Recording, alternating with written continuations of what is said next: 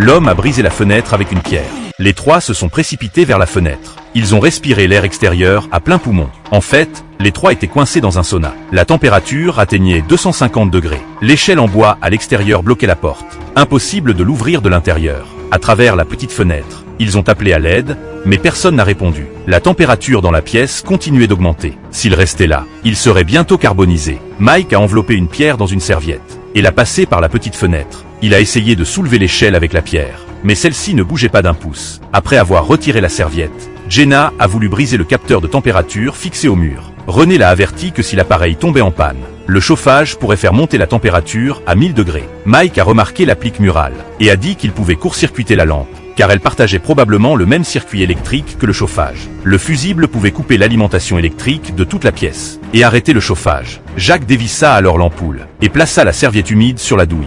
L'instant d'après, un bruit électrique retentit soudainement et Jacques fut assommé par l'électricité et tomba au sol.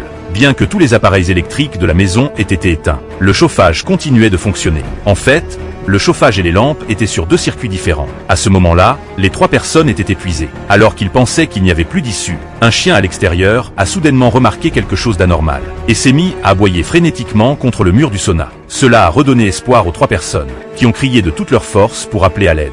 Mais à ce moment-là, le feu d'artifice a commencé. Le bruit des feux d'artifice a couvert leurs cris à l'aide. Une fois le feu d'artifice terminé, le chien a été ramené par son maître. Les trois personnes ont alors sombré à nouveau dans le désespoir, car il n'y avait plus d'eau potable dans la pièce. Pour survivre, ils n'avaient d'autre choix que de boire l'eau utilisée pour se laver les pieds. Anna ne voulait plus attendre la mort ici. Elle se prépara à détruire le thermostat mural, mais son geste provoqua le mécontentement de Lisa. En effet, cela risquait de faire fonctionner le chauffage à pleine puissance, et ils mouraient tous de chaleur. Alors que les deux femmes se disputaient, Lisa assomma accidentellement Anna avec une pierre. Voyant Anna allongée sur le sol, sans réaction, Lisa s'effondra émotionnellement et prit une pierre pour détruire le thermostat. Une fois calmée, elle réalisa qu'elle avait vraiment fait une bêtise. L'instant d'après, le chauffage de la pièce se mit à fonctionner à plein régime et brûla encore plus intensément. La température dans la pièce augmenta rapidement. Face à l'action incroyable de ses deux coéquipiers, Jacques éclata soudainement de rire. Avant même que Lisa n'ait le temps de réagir, Jacques se précipita comme un fou vers le poêle